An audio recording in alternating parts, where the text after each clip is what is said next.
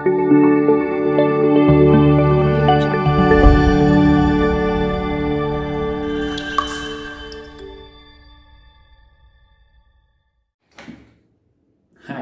ketemu lagi di jalur hati. Jadilah orang bahagia karena kita diciptakan sebagai makhluk yang bahagia. Ingat, Nabi Adam berasal dari sorga. Jadi nenek moyang kita adalah penduduk sorga. Dan sorga itu nggak ada orang sedih. Pasti orang-orang yang bahagia. Dan kita adalah penduduk sorga asli. Jadi nggak ada alasan buat kamu untuk tidak bahagia hari ini. Oke, hari ini kita bahas lagi tentang dunia percintaan. Nah, karena masih banyak pertanyaan yang belum dijawab gitu ya. Omongin aja deh biar plong gitu ya. Nah, ada pertanyaan, pacar saya ngerespon laki-laki lain, berarti ini cowok. Wow, ini cowok nih yang curhat. Pacar saya ngerespon laki-laki lain terus nganter laki-laki tersebut yang ngedeketinnya, berarti dia ngasih harapan apa bukan? Tergantung. Jadi kamu harus cari tahu dulu, jangan dibutakan dengan yang namanya cemburu. Banyak hubungan yang rusak gara-gara cemburu buta. Jadi lihat sama orang, ingat loh, sekalipun dia pacar kamu, tapi dia bukan milik kamu yang harus kemana-mana, harus ada deket kamu, harus selalu perhatiin kamu, harus selalu nurut sama kamu. Dia juga orang yang punya pikiran, yang punya keinginan, bebasin deh gitu kan. Jadi karena pondasi dari hubungan itu adalah kepercayaan atau trust gitu ya. Jadi kalau misalnya ada kok cewek aku gitu ya jalan sama cowok lain gitu, tanyain gitu, tanya, selidikin gitu, cari tahu, mungkin dia ada kepentingan lain, ada satu organisasi mau ngerjain tugas, atau mungkin dia minta bantuan apa yang kamu nggak bisa bantuin dia gitu kan. Jadi jangan berprasangka sebelum kamu memang melihat kenyataannya gitu kan, bahwa misalnya dia punya hubungan atau misalnya ketahuan chatnya gitu kan, ketahuan lagi jalan kemudian lagi bermesraan gitu, atau kamu tahu dari teman kamu kemudian kamu cross check dan benar gitu kan. Jadi mendingan kamu berprasangka baik deh gitu, jangan terprovokasi dengan yang namanya cemburu. Kamu cari tahu dulu apakah dia memang ini enggak gitu kan, karena sekarang banyak dong. Awas, awal mula dari rusaknya hubungan itu karena cemburu buta, kita berlebihan gitu ya. Oke, pertanyaan yang kedua, capek saya sudah gagal move on 4 tahun. Wow, 4 tahun gagal move on, gila banget. Di ghosting terus gitu ya, PHP-in. Mana sekarang praktek sendirian di rumah gitu, makin stres. Kosan tetap bayar, kuliah gak ada potongan. Wow, curhat. Jadi ini sudah jatuh ketimpa tangga gitu ya. Dia ingat terus sama mantan, nggak bisa ini. Iya, masalahnya kamu di situ-situ terus gitu kan. Orang yang gagal move on itu adalah orang yang tidak mau beranjak dari keadaan di masa dia terjebak dengan masa lalu gitu kan.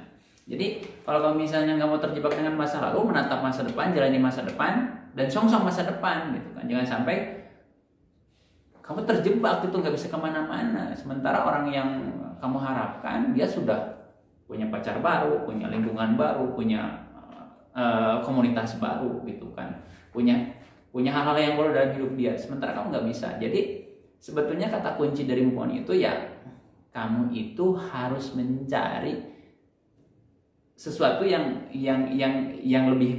lebih dari mantan kamu di masa lalu. Karena ada filosofinya, kita akan bahas secara khusus gitu kan, obat hati dengan hati gitu kan. Jadi kalau kamu misalnya punya masalah dengan masa lalu kamu harus punya kegiatan, sesuatu hal yang sangat menarik dan sangat menyita kehidupan kamu.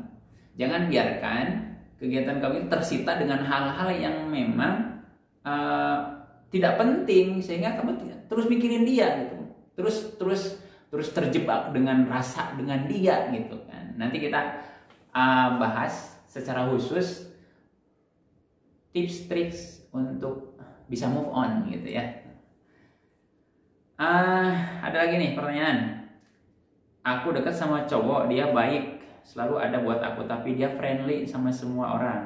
Dan juga adik-adian. Nah, adik-adiannya itu jauh sih, tapi chatan setiap hari dan lebih lama sama adik-adian itu daripada aku. Jadi dia punya cowok yang memang temen deket lah gitu kan.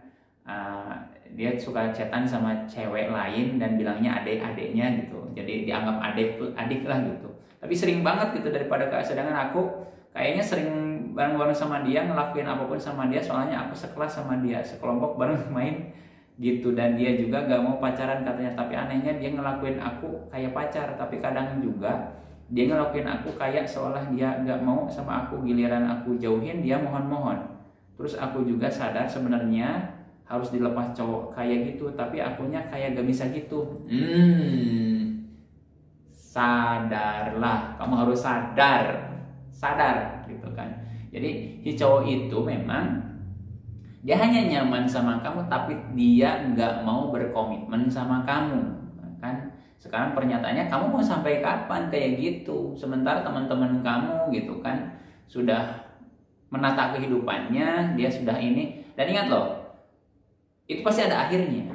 Kamu akan mungkin nyatu sama dia atau akan kecewa. Dan kemungkinan kalau dilihat dari hubungan ini, kamu akan kecewa. Kenapa? Karena dia cenderung manfaatin kamu, sementara dia nggak mau berkomitmen gitu kan.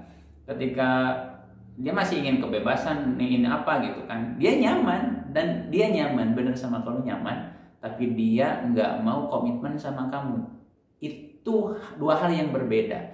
Sementara kamu butuh komitmen, dan komitmen itu butuh, nggak bisa untuk menjaga kita agar tenang gitu, agar tidak resah gitu kan. Jadi memang kamu harus ninggalin dia, harus tinggalin dia. Kenapa? Mau sampai kapan kamu dimanfaatin gitu kan, dalam friendzone gitu. Kemudian nggak bisa karena kamu nggak mencoba gitu kan. Bilang, aduh aku nggak bisa, ya nggak mencoba. Kamu mau open relationship deh gitu. Maksudnya kamu membuka kesempatan, membuka ruang, membuka kehidupan, membuka pergaulan dengan teman-teman yang lain, dengan komunitas lain, dengan kehidupan baru. Kamu jangan di situ-situ doang dong, gitu kan.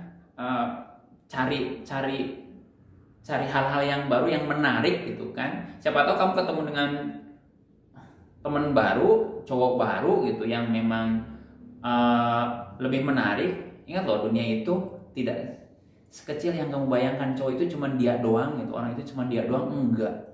Di luar banyak orang-orang terbaik, banyak orang-orang yang lebih hebat, banyak orang-orang yang lebih perhatian dibanding dia. Jadi please, dari sekarang kalau kamu mau berubah, mau maju, kamu harus tinggalin dia yang nggak fokus sama kamu. Carilah orang-orang yang kamu fokus sama dia, dia juga fokus sama kamu.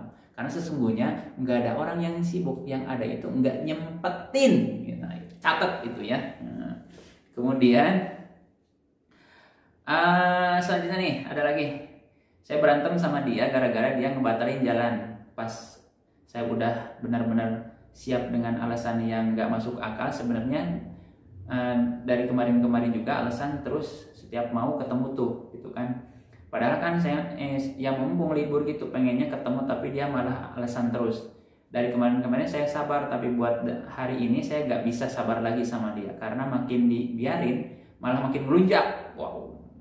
Jadi sekarang saya ngediamin dia, minta maaf atau ngechat saya aja nggak sampai sekarang. Egois banget bilangnya saya yang nggak ngertiin dia.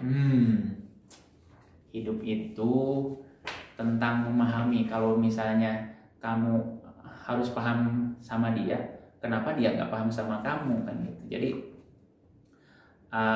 pada konsep ini kamu harus tegas gitu. Ketegasan ini memberi penegasan bahwa kamu itu juga punya sikap, kamu itu nggak mau dipermainin kan gitu ya. Kalau misalnya dia memang nanti minta maaf, kemudian siap berubah dan kamu siap menerima dan siap menjalani, itu lain soal, bisa aja jalani lagi. Tapi pada saat titik ini kamu memang benar harus punya sikap, Jangan sampai kamu dipermainkan. Karena kenapa? Itu akan ganggu kehidupan kamu gitu kan. Yang tadinya misalnya kamu harus ngerjain ini, ngerjain itu, bantu ini, bantu itu, jadi nggak bisa, jadi nggak mood. Kenapa? Karena kamu terjebak dengan masalah dengan dia, mikirin terus dia gitu kan. Jadi memang kamu harus tinggalin dia gitu kan. Harus misalnya ngambil sikap. Mungkin sakit saat ini, tapi ingatlah kesakitan itu yang membuat kita jadi lebih hebat dan lebih baik di masa depan. Jadi kamu benar, sekarang harus tegas, jangan mau dipermainkan gitu ya. Kalau iya enggak gitu kan. Memang sepertinya mudah ngomong sih gitu ya, tapi coba aja dijalani, kamu akan bisa dong. Karena kedewasaan timbul dari kematangan kita berpikir dan mengambil tindakan yang tegas gitu ya. Aku insecure karena orang yang aku suka nyarinya yang kurus. Jadi dia suka sama seseorang, dan seseorang yang disuka itu suka orang yang kurus katanya. Ya, dua pilihan. Satu, kamu bisa sebagai motivasi untuk jadi lebih baik. Jadi misalnya pola hidup sehat, diet, atau misalnya hal-hal yang lain, mengatur pola makan, pola hidup, lebih fresh, lebih antusias, lebih bahagia, kemudian juga punya tubuh yang ideal. Itu bagus, itu cara yang pertama. Yang kedua, kalau kamu nggak siap dengan itu, maka sesungguhnya mungkin dia bukan untuk kamu. Kenapa? Orang itu baik gitu kan, tapi belum tentu baik buat kamu gitu. Satu itu. Kedua, kadangan ada semacam gini, kita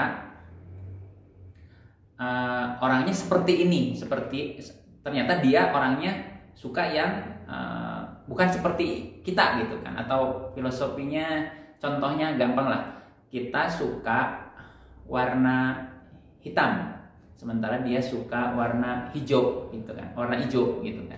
Kemudian kita maksain agar disukai dia sampai dirubah jadi hitam gitu kan. Berhentilah tidak menjadi diri kamu sendiri. Kamu harus jadi diri kamu sendiri gitu kan. Kamu nggak harus berubah sesuatu hal yang kamu nggak suka untuk disukai sama dia. Karena kenapa? Itu akan jadi kepalsuan. Kamu tidak harus mengubah sesuatu yang menjadi identitas kamu, menjadi ciri khas kamu yang membuat kamu bahagia untuk membahagiakan orang lain, sementara kamu nggak bahagia dan kamu jadi sengsara gitu kan. Jadi be realistis. Jika kamu mampu berubah, mampu menyesuaikan dengan apa yang kamu bisa lakukan, let's do it, lakukan aja. Tapi kalau misalnya nggak sanggup, cari yang bisa menerima kamu apa adanya. Please.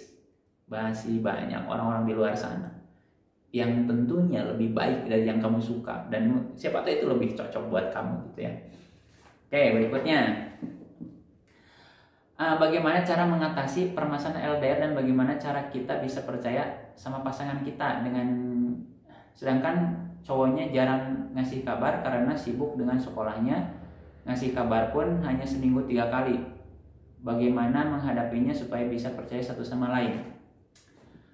Kata kunci hubungan itu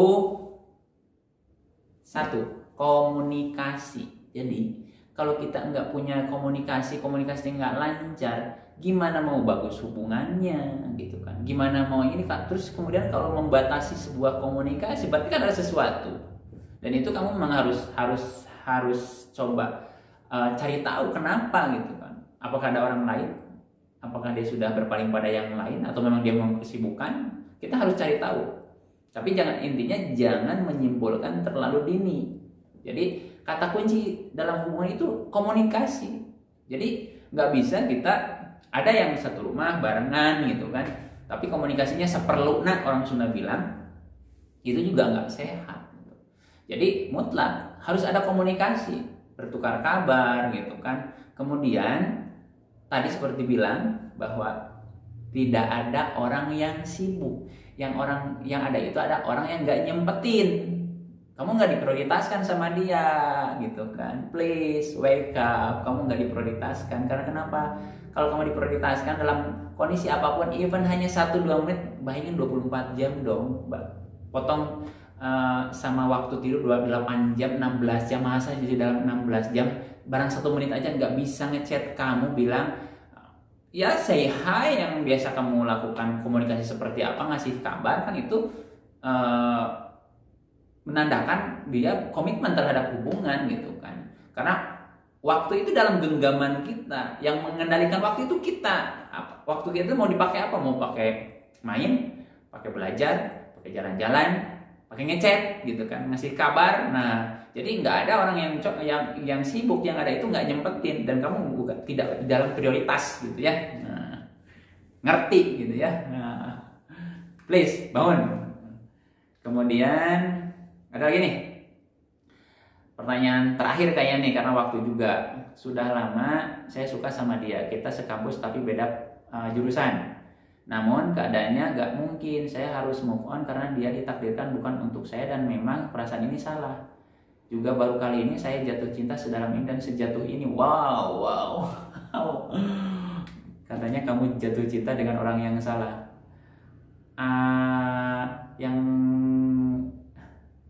Jadi ini disebut ini gitu kan. Mohon maaf jika perasaan ini buat mengganggu kamu, yang buat kamu risih dan terbebani. Saya kira kamu nggak salah. Yang salah itu adalah dia cuma pacaran, kemudian bukan pasangan orang yang misalnya nikah gitu ya. Dan kita nggak tahu loh, jodoh itu nggak tahu. Jadi apa yang bisa kita lakuin adalah, satu, meminta pada Tuhan, berikan jalan terbaik. Kedua, kalau kamu masih tetap ngebat sama dia, ya coba jadi lebih baik. Kemudian membuat dia terpesona mungkin gitu dengan kepribadian dan sikap kamu. Jangan dengan harta atau segala macam. Karena biasanya orang itu lebih cenderung kalau dia memang suka itu kan dengan kepribadiannya. Atau yang ketiga, kamu cari yang lain, dalam artian ya luaskan pergaulan kamu, luaskan sosialisasi kamu, teman kamu tambah banyak. Tidak hanya di kampus ini aja gitu kan, tapi di kampus-kampus yang lain, di area-area lain, di daerah-daerah yang lain. Kamu punya teman di kelas misalnya, kamu orang Bandung misalnya, ada teman orang Cirebon, ikut deh ke Cirebon sama teman kamu itu, jalan-jalan, cari suasana baru yang lebih nyaman, lebih enak, lebih berkesan mungkin kan. Itu bisa saja gitu kan. Jadi ada setidaknya tiga solusi buat kamu yang suka sama cowok orang gitu, atau pasangan orang. Satu, berdoa yang terbaik pada Tuhan gitu kan. Yang kedua adalah buat diri kamu lebih baik untuk menarik dia. Siapa tahu jodoh kamu, kan kita nggak tahu kan, siapa tahu dia dititipkan sama orang, jadi jagain jodoh kamu. Jadi jodoh kamu jagain sama orang yang nggak ada masalah gitu kan, karena belum resmi gitu. Yang ketiga, ya kamu cari yang lain dengan suasana baru, lingkungan baru gitu kan. Nah itu ya. Jadi itu solusi yang mudah banget sebetulnya. Jadi kamu lakuin aja, be happy, dan kita ketemu lagi di seri podcast berikutnya di Jalur Hati. Assalamualaikum warahmatullahi wabarakatuh.